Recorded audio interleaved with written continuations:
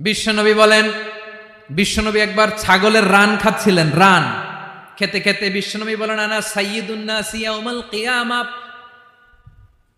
আমি কিয়ামতের দিন সর্বশ্রেষ্ঠ হব, মানুষের মধ্যে সর্বশ্রেষ্ঠ সেরা আমি বিশ্বনবী। আলহামদুলিল্লাহ পড়েন। বিশ্বনবী বলেন, সেদিনটা বড্ড ভয়ঙ্কর।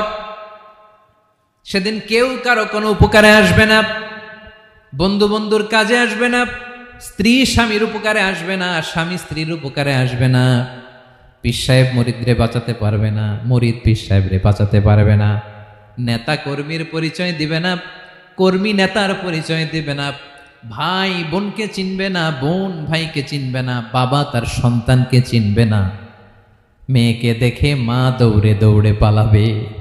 বড্ড ভয়ঙ্কর দিন।